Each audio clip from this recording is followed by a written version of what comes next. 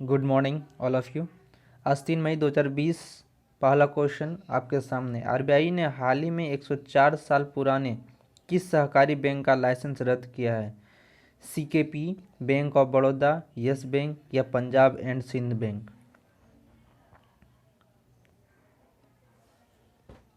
सही उत्तर देखते हैं। सही उत्तर है सीकेपी बैंक। जी हाँ, आरबीआई ने हाल ही में 104 साल पुराने सहकारी बैंक सीकेपी बैंक का लाइसेंस रद्द कर दिया है। इस बैंक की शुरुआत 1915 में हुई थी। इस बैंक का मुंबई के मटुंगा में प्रमुख कार्यालय और मुंबई तथा ठाणे जिले में इसकी कुल 8 शाखाएं हैं। अगला, हिंदुजा फ्लैगशिप फॉर्म अशोक लीलैंड के कर्मचारी ने पीएम केयर फंड में कितने लाख रुपए डोनेट किए हैं? 10 लाख, 11, 21 लाख, 41 लाख, 65 लाख? सही उत्तर देखते हैं। सही उत्तर है 41 लाख। जी हाँ, हिंदुजा फ्लैगशिप फॉर्म अशोक लीलैंड के कर्मचारी ने पीएम केयर फंड में कोरोना वायरस से निपटने के लिए 41 लाख रुपये डोनेट किए हैं। ऐसा पहली बार नहीं है कि जबकि ऑटोमोबाइल कंपनी ने कोरोना वायरस ने लड़ने के लिए दान दिया है। अमेरिका के खाद्य और प्रशासन औषधि ने कोविड-19 के मरीजों के इलाज के लिए किस दवा के इस्तेमाल को मंजूरी दे दी है? रेमडेसिविर, गेमेडेसिविर, जेमेडेसिविर या डेमेडेसिविर? चलिए सही बात देखते हैं।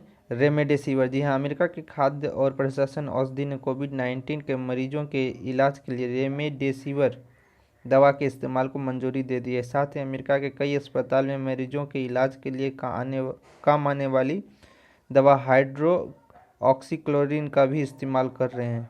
अगला, हाल ही में किस बैंक ने अपने ग्राहकों के लिए अमेजन और एलेक्सा गूगल असिस्टेंट पर वॉइस बैंकिंग सेवा को शुरू की है? Yes Bank, Canara bank, ICICI bank या यूनियन बैंक?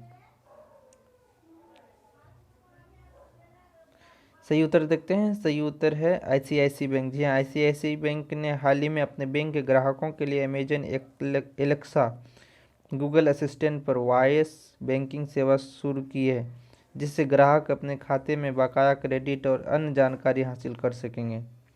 निम्नलिखित में किस वर्ष के भारतीय विदेश सेवा के बैच के अधिकारी टी.एस. त्रिमूर्ति को यूएन मुख्यालय में भारत के नए राजदूत नियुक्त किया है? 1980, 1982, 1985, 1987?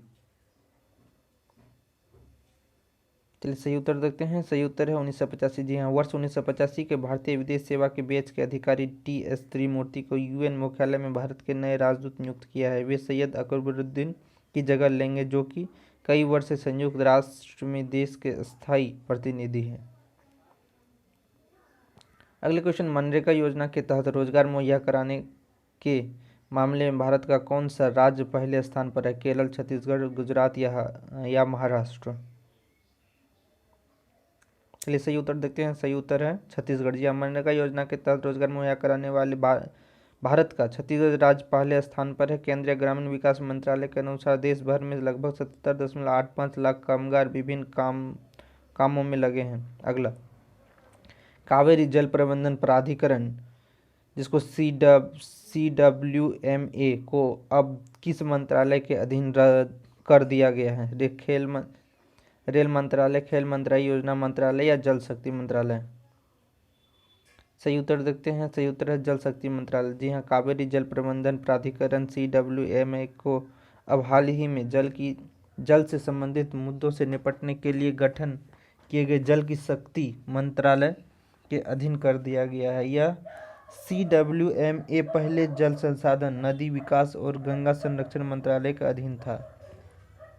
अगले क्वेश्चन, देश के सभी आईआईटीज, एनआईटीज और सेंट्रल यूनिवर्सिटी में किसने केंद्रीय विद्यालय संचालित किए जाने की घोषणा की है? सुप्रीम कोर्ट, हाई कोर्ट, सरकार, इनमें से कोई नहीं? जी हाँ, एक बार फिर से क्वेश्चन, देश के सभी आईआईटीज, एनआईटी और सेंट्रल यूनिवर्सिटी में किसने केंद्रीय विद्यालय संचालित किए जाने की घोषणा की है? सुप्रीम कोर्ट, हाई कोर्ट, सरकार या इनमें से कोई नहीं?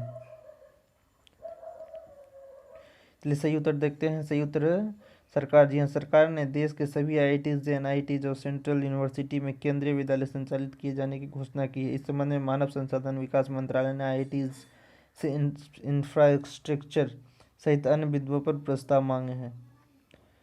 फसल बेचने और खाद बीज की दिक्कत दूर करने के लिए किसने किसान सभा ऐप लॉन्च किया है? योजना आयोग, नीति आयोग, केंद्रीय सड़क अनुसंधान आयोग, खेल आयोग।